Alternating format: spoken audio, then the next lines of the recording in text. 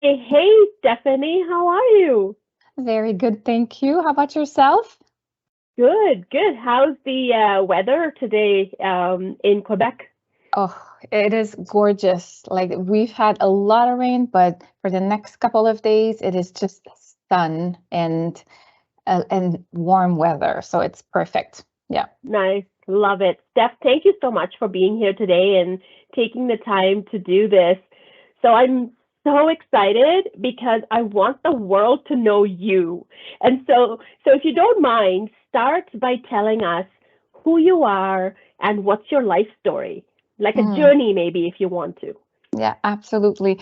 Well, thank you for having me, Smithy. I love having a conversation with you always.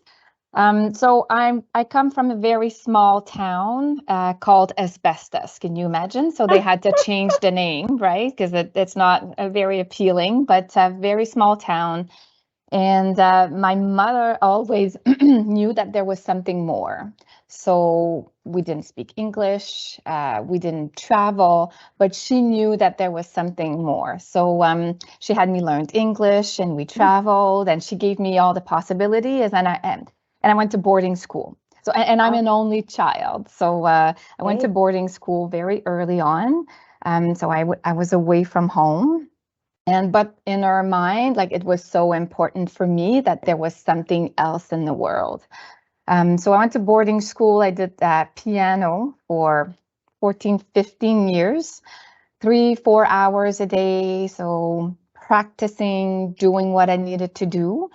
And then came that part of in life where you have to choose what you want to do with your life. So and for my mom, like it was science, and it was so Mm, important. So in her mind, if you studied science and if you went to university, then you were fine. Like mm. you succeeded in life. So I did that, and then and then choose the master's degree, and then started at in the corporate world. Yeah. Yeah. And through that, I had 2 kids. So 19 years old and 16 years old. I'm married for 20 years now. And yeah, so this is me in a nutshell. Yeah. That's amazing. I have to ask you a few questions. So, do you still play the piano?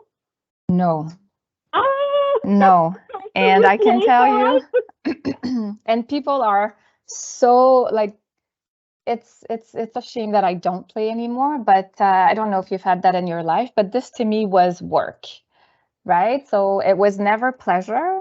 It was always work, and I needed to practice that many hours a day. Mm, And I think I was pretty good at it, but there were like contests and stuff that I needed to do with that. And once it was over, like it was just yeah, over. And at one point, I thought, perhaps I'm not an artist, or perhaps I don't have that creativity. But when I look back, it was so structured and mm, so demanding for a young girl. mm, And like I just listened to myself, and I asked myself, I said, do I really want to play again? And the answer was no. So I guess, yeah, people around me were a little bit disappointed, but it was the start of me listening to what I wanted. So that's, there you yeah. go. And I've Yeah. heard from people who have learned how to play piano or any other musical instrument, which I'm not one of those people, unfortunately. If you learn a certain discipline, and also you learn to practice, which is such an important thing if which contributes to success, because oftentimes you have to do things over and over Yeah. in order for them to get better. So I'm sure that contributes to your life, even if you're not playing the piano. I think so. And I think learning all of that, it certainly brought like perseverance and focusing on what you need to do, like putting aside the noise and really doing what you need to do. So I think that was great. But I was probably, I don't know if I was a better mom, but Mm, in one way, it was perfect that she really encouraged me to do that. And I got a lot of, how do you say, like people like recognizing my strengths and my skills. And I got a lot of recognition for that, which mm, really is good for self-confidence. But when I was raising my kids, I let them really choose what they wanted, and perhaps I didn't push enough. So I like, it probably is a balance, right? Yeah.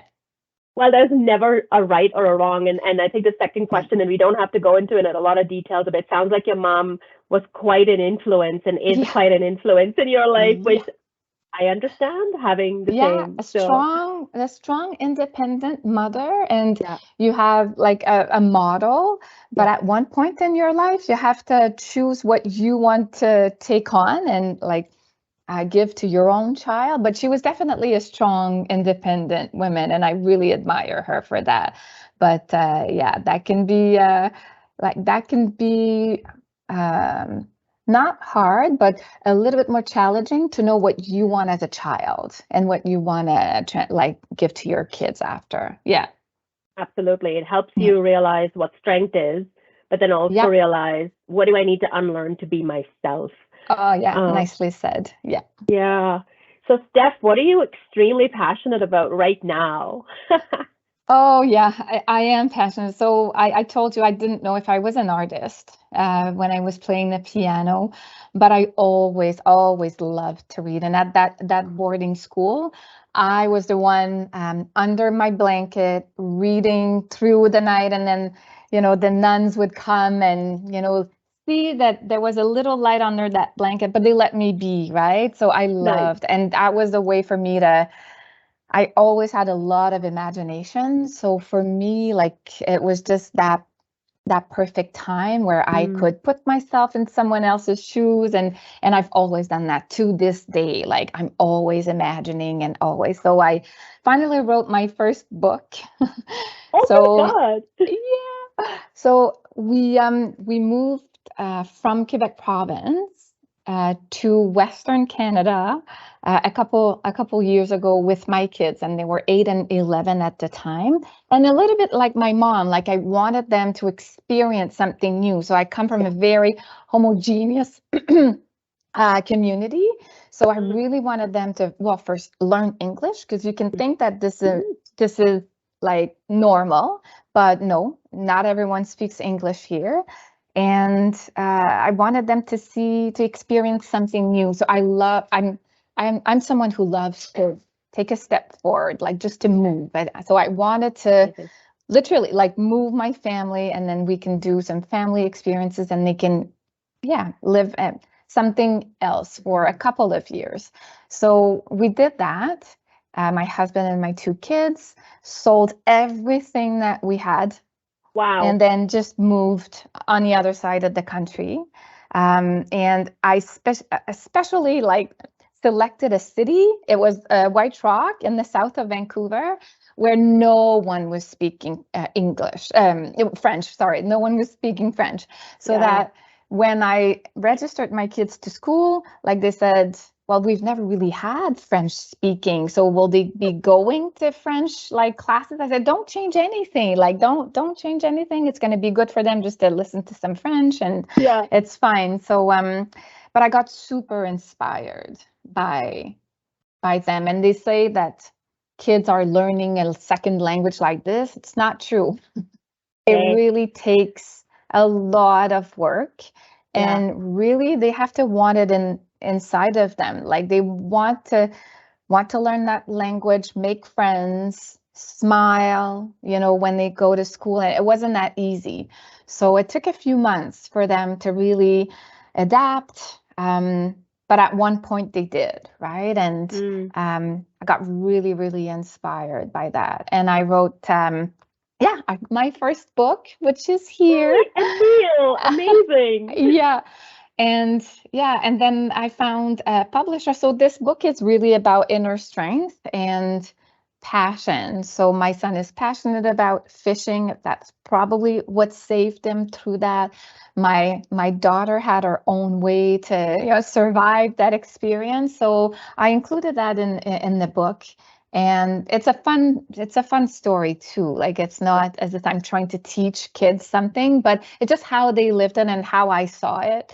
And and then I looked for publishers, and the one that I found is someone that really is passionate about education. She's a former teacher. So together, like, we published it, and it's out now.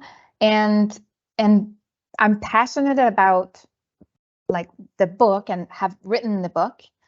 But I think what I'm going to be more passionate about is reading the book in the classrooms to kids, so that they can talk about, like their own challenges in life, if they moved or their parents separated, and how they survived, that. So so that's the next step, is really to go and have the book read to kids. Yeah. Oh, and Steph, I can almost in the back of my mind see you doing that. Like, that's it's just so you. So your book is in French? Yes. Yes? Yes, It's in French. Are you going to have it translated into English so that your counterparts in British Columbia can read it? I know. I should do that, right? I should do that. I never thought about that. Like, and I read in English and I do that, but I know it's a very good, I should do that. It's almost as if now Émile, who's the name of the like the boy, like, I've seen enough of Émile. I just want to write another story, but I could translate it. That's fantastic. And you know what? For anyone who's interested in buying the book, we will put the link in your bio just underneath this webcast. It's a really excellent book. And in fact, a little tidbit on my life is Stephanie presented me this book. And my mom's been learning French for about 40 years of her life. And she loved it. In fact, she loved it so much that she translated parts of it to me, because I don't read French. So she is fantastic, your mother too, right? Yeah. We both have good mothers. We do, right? Like, strong women come from strong women. Yeah. Oh, yeah. So, Steph, I'm going to switch gears a little bit and ask you, if you were, and you had the opportunity to spend time with your 15-year-old self, what would you do with her? What would you say to her in that one day? Yeah, and it's a very good question, and I think I probably am trying to teach that to my kids, but and how can you do that at 15? But it would really be to take a step back and pause and ask yourself, like, what do you want? I think in like even though I had that trajectory, but I think you come back to what you were supposed to do, probably. But at that time, like, I don't think I wanted to spend all these hours and the hard work and all that. But again, I didn't want to disappoint. So people can relate, I'm sure. And I wasn't unhappy or anything, but I think I would tell my 15-year-old self just to stop the noise around. I love that. Yeah, I love that. And try to see, like, what do you want? So that's and it's a little bit in the book too, like, try to find your inner self, but it is probably very difficult at that time to do that. But you know what? Some teenagers do. And I find that some teenagers now are a lot more self-aware of what they want.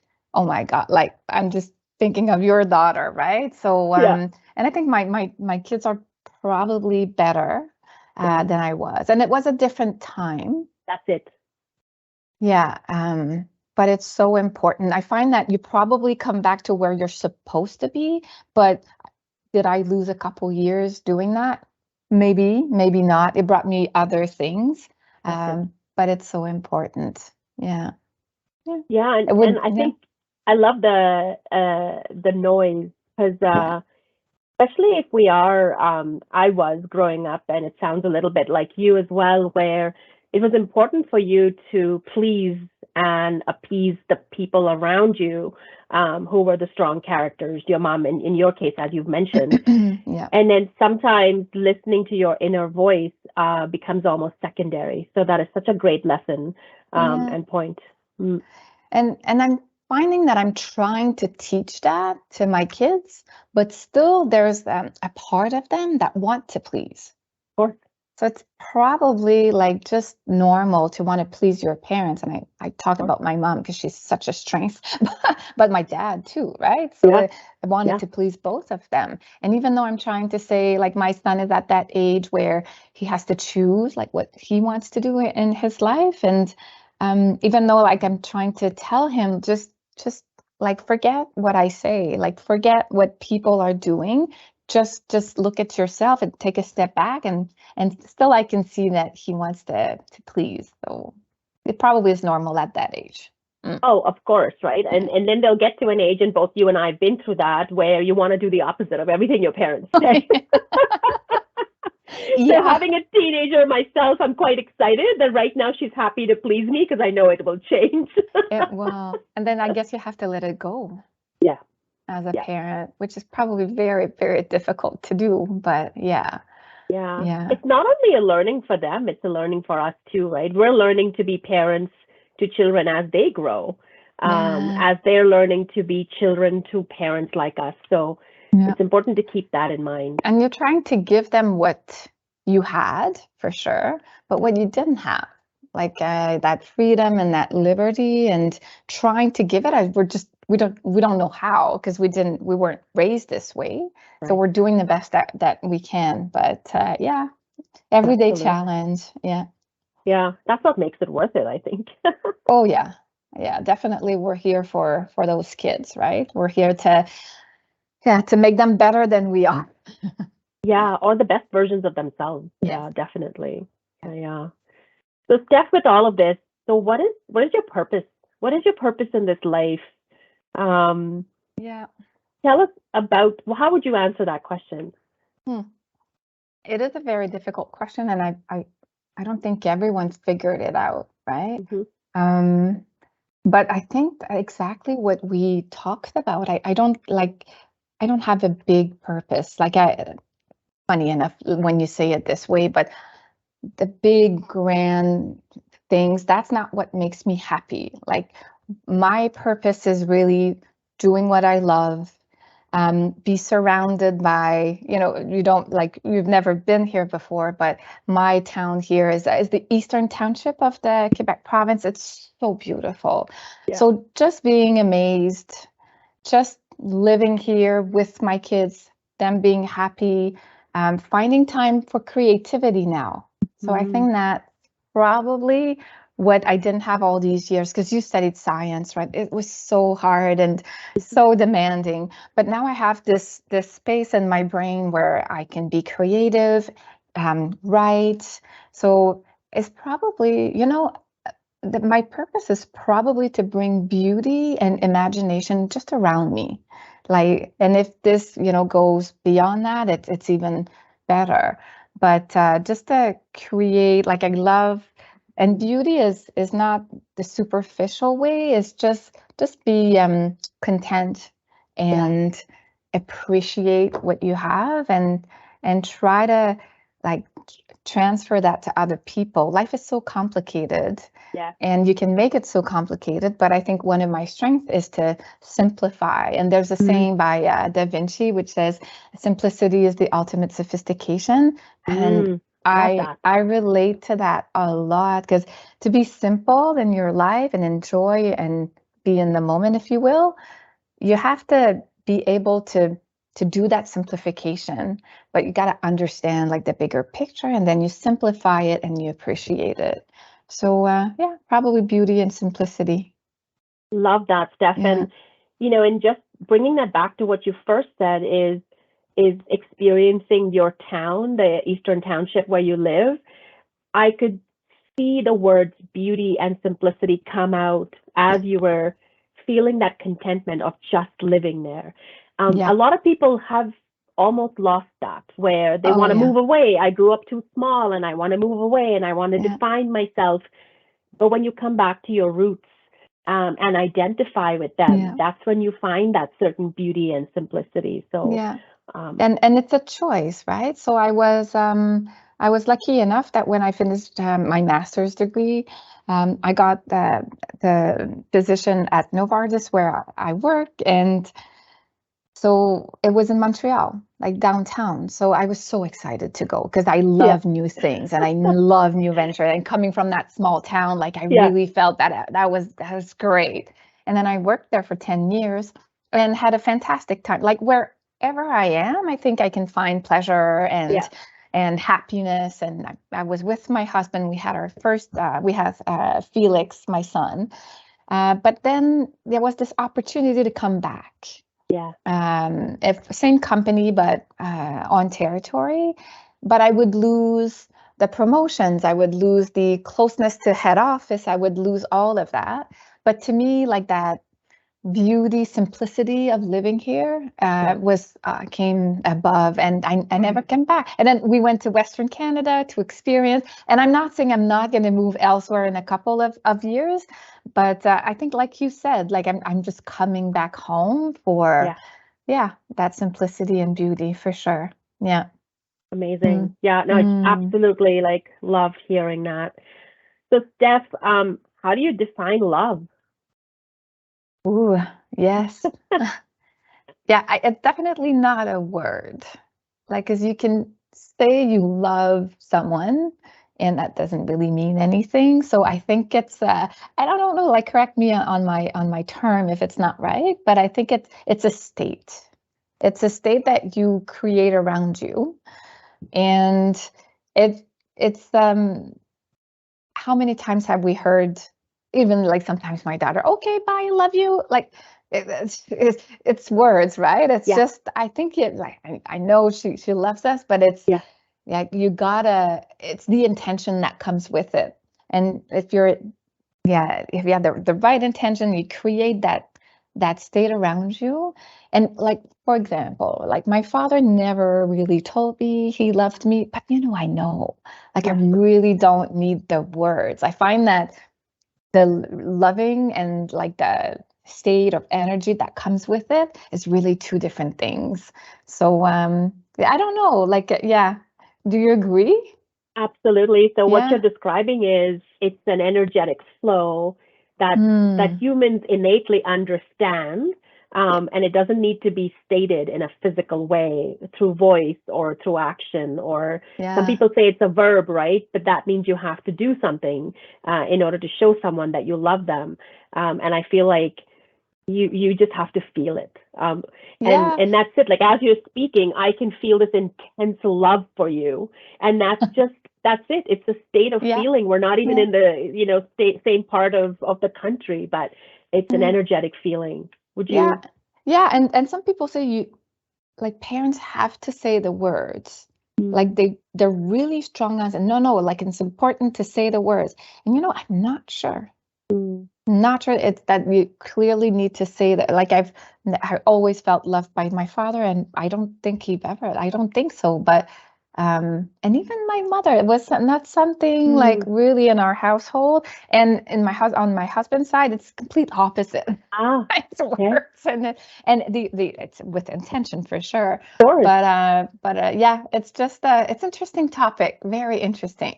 For sure. I read this statement by this doctor. He's Canadian. His name is Dr. Gabor Mate. Maybe you know him. He's actually from Vancouver. And so he does a lot of work on childhood trauma and how adults manage that. And one of the things that he says, he's written this book called Hold On to Your Kids. It was his first book. And in his book, he says, your children need to feel satiated. And I don't know if there's a French word for satiated. Yeah, same actually, yeah. Satiated, yeah. Children need to feel satiated in their parents' acceptance and love. And satiation is not something, especially for a feeling, that you can ever put into an action, right? You could hug your child, but if you really don't love them, they'll know. It's the same with pets, right? Pets know who cares for them and who doesn't. Absolutely. Yeah. It's more with the day-to-day action, like showing people you're there for them, like just listening. Like it can be very large, that word, like love, how you express it. But definitely beyond words. Yeah. Yeah, for sure. So what would you say if we had a loved one of yours on this call, what would they say is your best quality, and why would you say that? Yeah. I think I, hmm, I think they would say that I'm a good listener, good Yeah. advice. Mm. Um, I'm not trying to dictate. I'm really trying to be a guide. Like, and this was the probably the opposite of how I was raised, right? Because my mom was a more, you should do this, Yeah. and it went to. But I really am trying to be more of a guide. And someone told Mm. me that when I had kids very early, it said they already know what they want. So Mm. all you need to do is be there and avoid when they fall or something, but they already know what they want. You're Yeah. just a guide, and I'm really trying to do that. It's not always easy. I'm not gonna deny, because sometimes but Yeah. until it comes from them, Yeah. from really like what they like, it won't go anywhere. They'll try to please you, and then eventually you'll get back to where you're supposed to be. So yeah, I think that's and hard work, Smitty. Yeah. Like,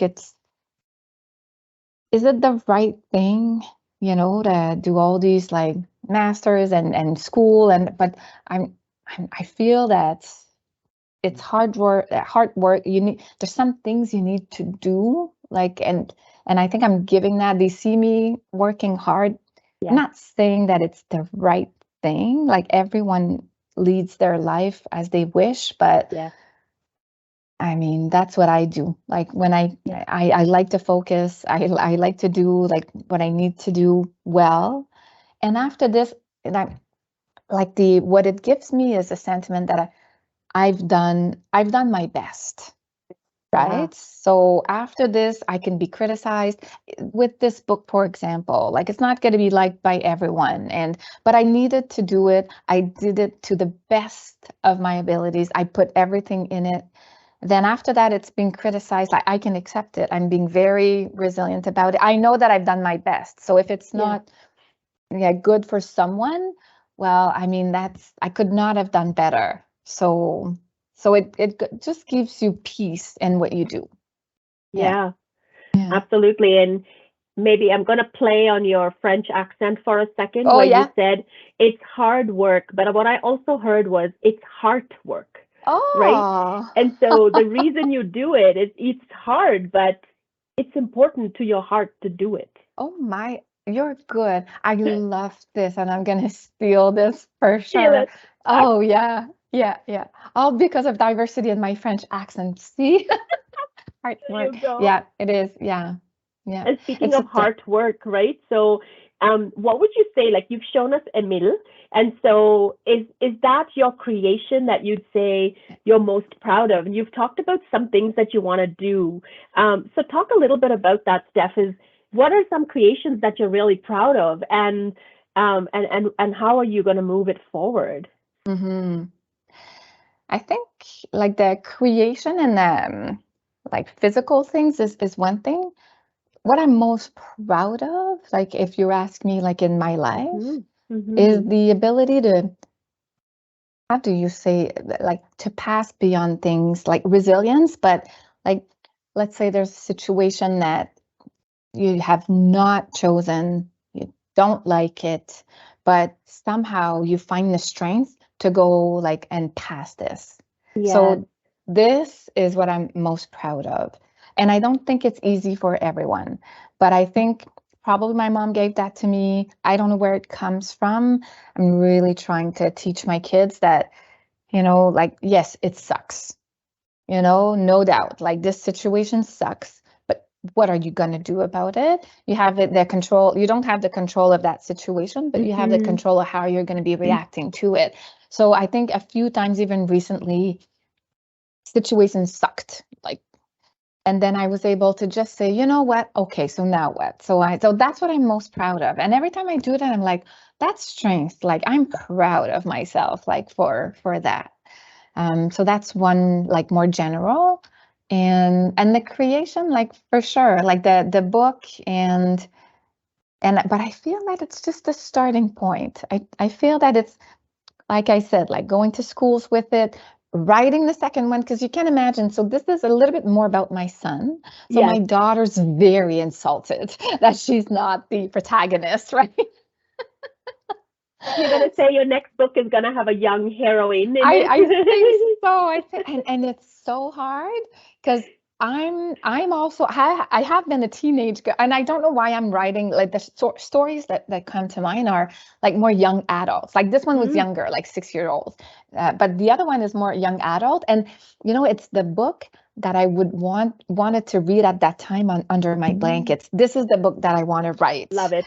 Yeah. Yeah. So it's going to be a young teen, like adult, like a girl for sure. But it's going to be probably a mixture of me and her, like in the book. So probably like I'm very proud. Even I can see it, I can visualize it. So I'm very proud of what's going to be coming next too. Like it's weird to say, but yeah, yeah. Oh, I love it. It's not weird to say. It's creating an excitement for readers like myself. And Steph, what you said is absolutely true. They always say you want to write the book that you would want to read over and over again, Yeah. right? Okay. And so There you that's go. exactly Yeah. what you said is you would Yeah. have liked Yeah. to read this book as a young person. So you've actually written that book that means Yeah. something to you. Absolutely. And it's all about excitement, right? Like sparkles in your life. And I remember how happy I was like and even now, like when we read a good book, like, Yes. oh, and then your eyes are closing at night and you can't like,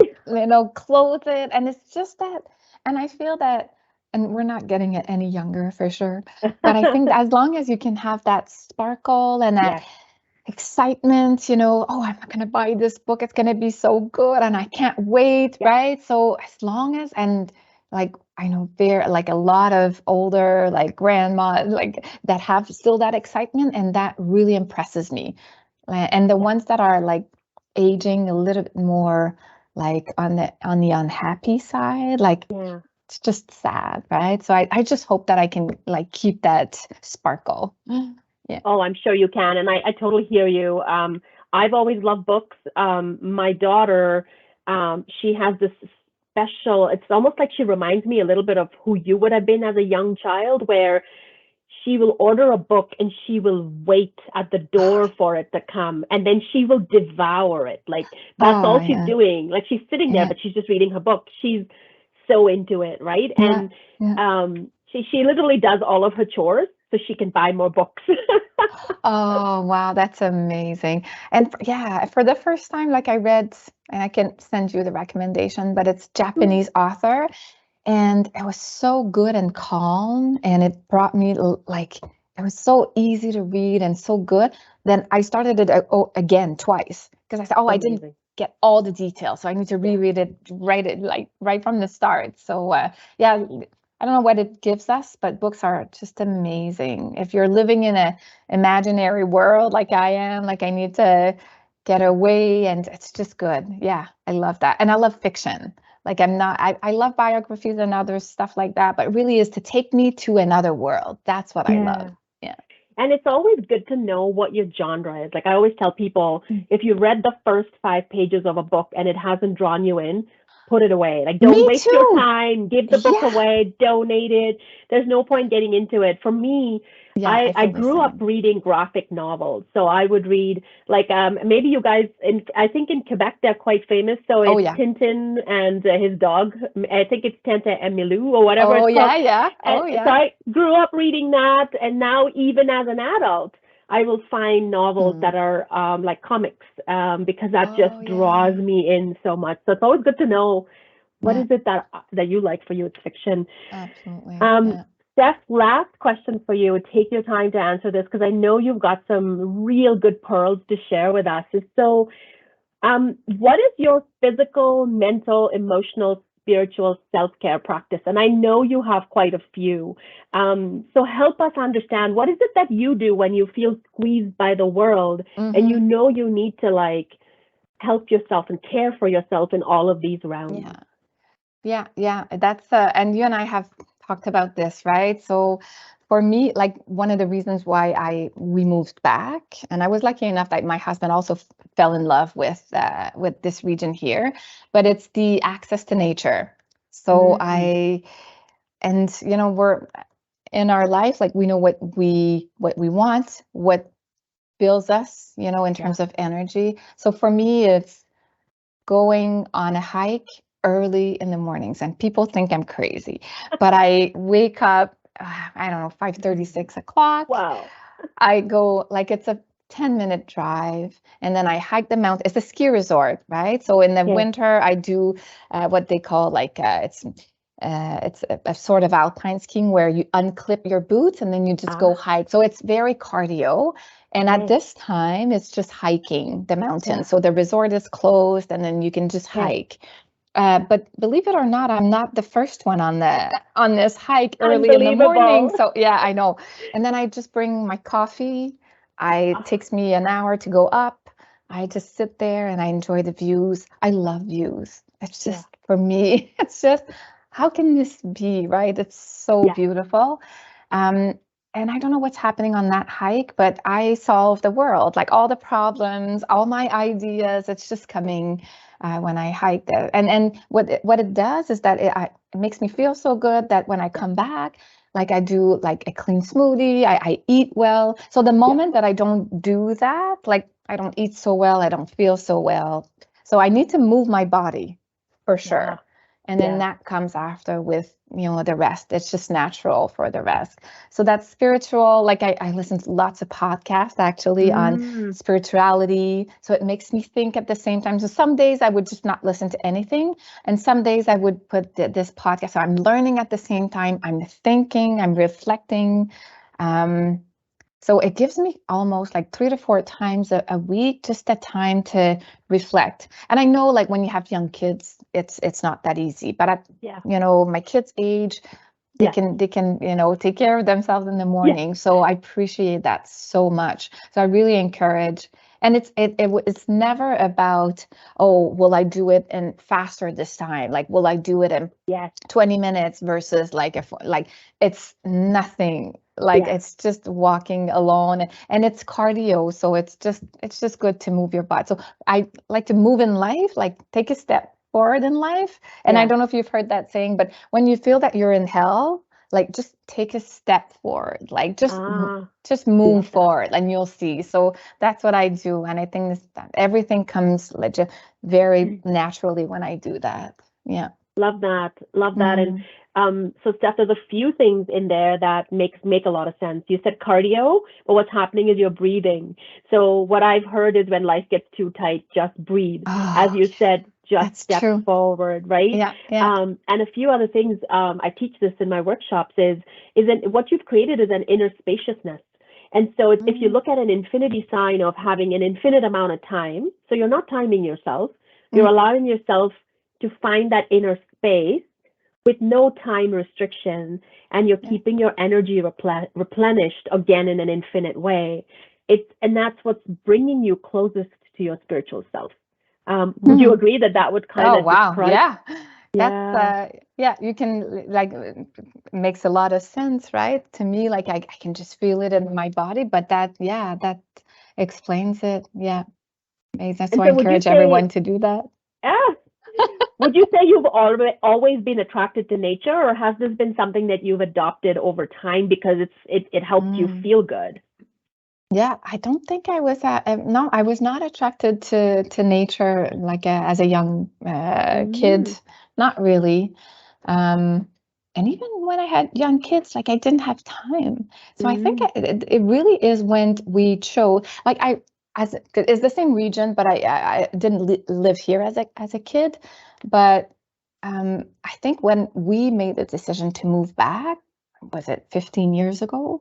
Like then I discovered that the mountains and the views mm, around here, and I'm surrounded by maybe 5, 6 ski resorts, right? But even though I mm. was skiing as a kid, I never really enjoyed The the views. views and everything. But now when we moved back, like that, I discovered that whole world, and it really made a difference. It saved my pandemic, like it, as you know, like it was just great, yeah, to have that time, yeah. Yes, Mm. I can imagine because it was especially hard for people who were trapped in small apartments with lots of Oh yeah, people and no nature yeah. around them. Like that's gotta have been hard. Yeah, I I would say admire in Canada people. we're Yeah. lucky. Oh, Hmm. yeah. And some people say like pandemic wasn't that hard for them, but for me, like, yeah, Yeah. Yeah, it was, right? So having that time, and we were like the kids and the husband working home and everyone Yeah, here. So having that like 2 hours, just breathe. You said it yeah, so well, like to breathe, like that was amazing. So yeah, fantastic. yeah. Yeah, yeah. Steph, any last things you want to add?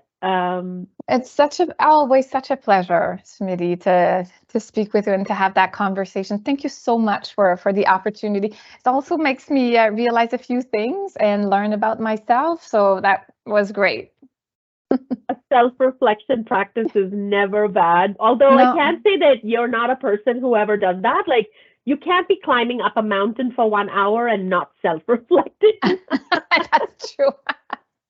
No, that's for sure. Yeah, yeah. So, well, great, Mm. Stephanie. Thank you. Thank you. Thank you so much. Oh, This has thank you. really been a pleasure for taking your time and for doing this. And we will chat again, I'm very sure.